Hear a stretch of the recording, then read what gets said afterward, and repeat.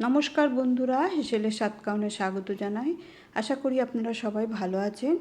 আজকে ধনেপাতা পুদিনার চাটনি নিয়ে চলে এসেছি আপনাদের সঙ্গে শেয়ার করার জন্য। এখানে আমি 100 গ্রাম মতো ধনেপাতা ডগের অংশগুলো নিয়ে নিয়েছি, আর 50 গ্রাম পুদিনা পাতা নিয়েছি, 1 ইঞ্চি মতো আদা টুকরো করে নিয়েছি, 3টে কাঁচা লঙ্কা নিয়েছি, হাফ চামচের থেকে একটু কম নুন নিয়েছি,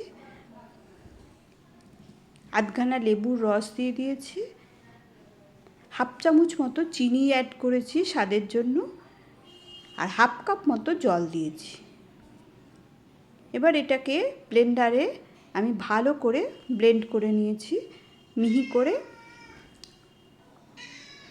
এটা দই বড়ার সঙ্গে খেতে খুব ভালো লাগে, বা যে কোনো স্ন্যাক্স আইটেমের সঙ্গে খেতে খুব ভালো লাগে। আমার পেস্টটা হয়ে গেছে। এবার একটা বাটির মধ্যে নিয়ে ওর মধ্যে সামান্য 1 চামচ মতো লেবুর রস দিয়ে দিয়েছি, যাতে এই ধনেপাতা পুদিনার চাটনিটা খেতে খুব চটপটা হয়। তৈরি হয়ে গেল আমার ধনেপাতার চাটনি। আশা করি আপনাদের এই রেসিপিটা খুব ভালো লাগবে। যদি ভালো লেগে থাকে তো অতি অবশ্যই লাইক কমেন্ট করে আমার পাশে